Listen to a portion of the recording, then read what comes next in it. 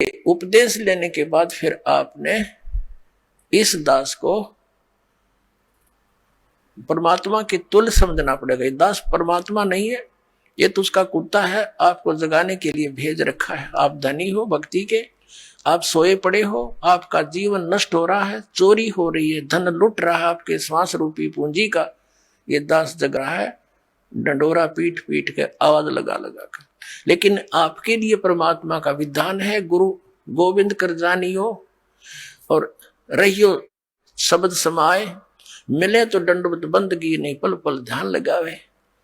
कि गुरु को भगवान मानकर चलना और रहियो शब्द समाए।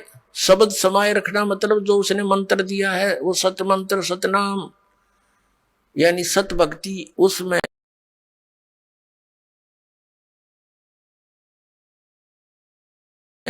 लीन रहना, गुरु जी को भगवान मानना और जो उपदेश मंत्र दिया है उसमें समाये रहना, उसकी भक्ति पर ज्यादा ध्यान रखना। और जब भी मिले मिले तो दंडवत बंदगी, जहां मिले वहां दंडवत प्रणाम करना।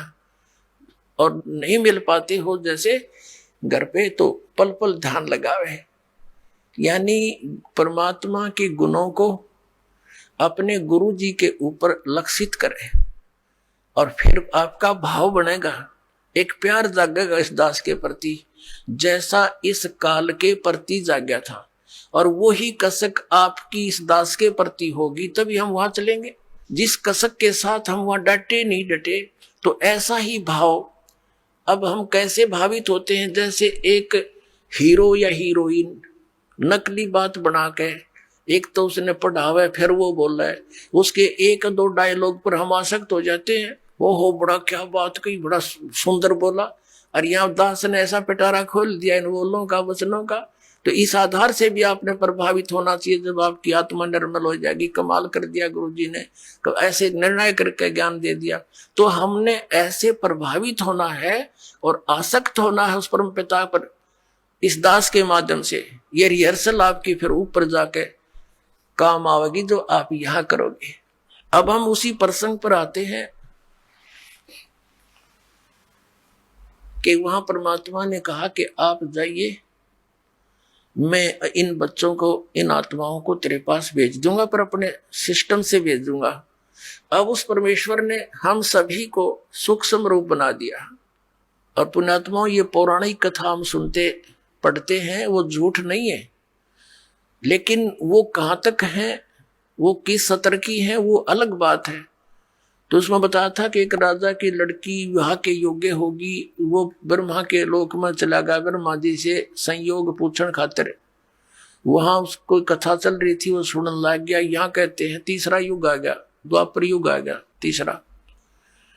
तो उसने पूछा, जी मैं तो लड़की का संयोग पूछने आया था, योग्य वर कहाँ मिलेगा, कोई विधि बताओ हमारे को।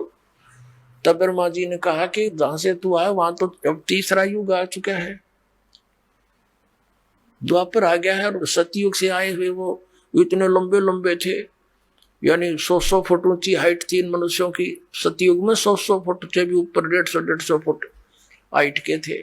द्वापर के प्रारंभ में ये 40 और 50 के आसपास, द्वापर के प्रारंभ में 40-50 के आसपास हाइट रह गई थी मनुष्य की। अब यही आपके गले उतरे नहीं, क्योंकि आपने देखे ही इतने 5.5-6 फुट, मैक्सिमम 7 फुट। कोई बात नहीं, ये ध्यात्म मार्ग है पुण्यात्माओं, फिर से पनप रहा है, फिर से अंकुरित हो रहा है यथार्थ ज्ञान, यथार्थ मार्ग। तो धीरे धीरे ये घर भी करेगा, स्थान भी बनाएगा। तो वो नीचे भेजा तो उसको बताया कि अब तो ये आपका वर होगा। अब वह लड़की तो 60-70 फुट की और वो 40 फुट का, उसका वर दोनों छोटा दिखे। कहते हैं बलराम नाम था कृष्ण का भाई। तो उसने हल मारा उसके कंधे पे लड़की के, वह छोटी होगी, उसके 70 में आएगी, फिर उनका ब्याह हो गया। अब इसको हम गलत भी नहीं समझे, हमने सिर्फ अपने अध्यात्म मार्ग को समझना है कि ये तो एक जन साधारण छोटी सी भक्ति शक्ति युक्त व्यक्ति ऐसे ऐसे काम कर दे, सातों समुद्र पी जा। और वो परमात्मा जिसने सारे ब्रह्मांड रचे, वो क्या नहीं कर सकता। दास का आपके इस हृदय में ये बात जमाने के लिए प्रमाण देने पड़ रहे हैं। तो उस परमेश्वर ने हमें सूक्ष्म रूप बनाया